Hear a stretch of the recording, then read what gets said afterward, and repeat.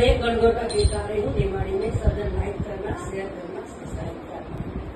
वो घोड़े बोटीन धनी अरजी आया, घोड़े बोटीन धनी अरजी आया। हो रनुवाई कर सिंगार हो चंदा, करसी भरी लाऊं जमता को पानी।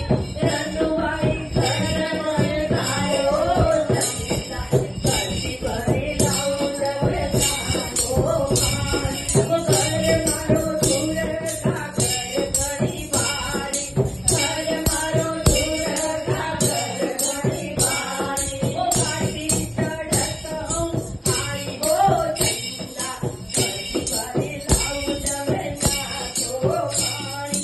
घर मारो दूर का घर घड़ी भारी, घाटी चढ़त हूँ आई हो चंदा, करसी भरी लाऊं जमता को पानी।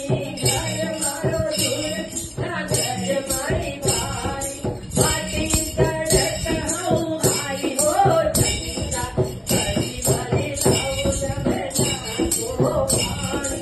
घोड़े चढ़ी नदी सवर जी आया, हो घोड़े चढ़ी नदी सवर जी आया। हो सैत बाई कर सिंगार हो चंदा, करसी भरी लाऊं जमता को पानी। सैत बाई कर सिंगार हो चंदा, करसी भरी लाऊं जमता को पानी। हो घर मारो दूर का घर भरी भारी, घर मारो दूर का घर भरी भारी। घाटी चढ़त हूँ आई हो चंदा, करसी भरी लाऊं जमता को पानी। घाटी चढ़त हूँ आई हो चंदा, करसी भरी लाऊं जमता को पानी। करसी भरी लाऊं जमता को पानी।